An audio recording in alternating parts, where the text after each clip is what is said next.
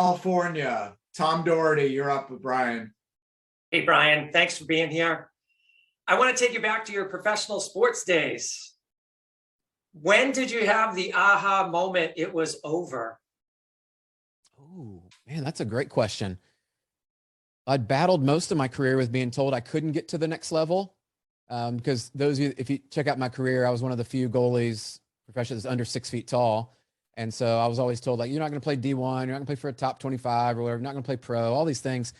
So it's more for me, what I look back on now is I realized I was doing it to kind of prove others wrong. And I still have a love and a passion for the game. I tore my ACL in my freshman year in the conference final. And then I tore my other knee in my ACL. And so as I came back through that rehab, there was a moment where I'd promised my parents I'd finish my degree. And so going back to school, I went back and I started to train again. And Tom, it just wasn't there. I had that like almost intuition of, do I want to go back and do this and pursue it?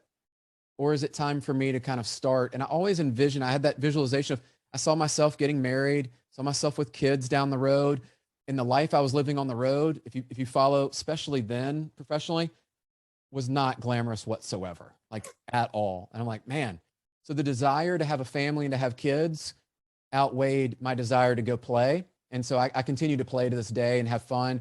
And it just moved to more of a passion than it was, I'm going to go and actually have that, because it is truly a job. Those that have played professional sports will tell you it is straight up a job. And so that's where I kind of knew it's time for me. That's a great message. I heard it this morning. That's funny, is that, you should discover what your passions are, but more importantly, figure out what your gift is. And clearly you're more focused on your gift than your passion. So, oh, love that. Love that. Yeah. And being married 20 years and 3 kids, I would say, that's the blessing. I would rather have that than tell somebody I played 10 or 15 years in the league. That's what I value. Thank If you. you want to see a great goalkeeper, go on Brian's Instagram. You'll see Presley, his 15-year-old daughter. She's a beast. So She's awesome. It's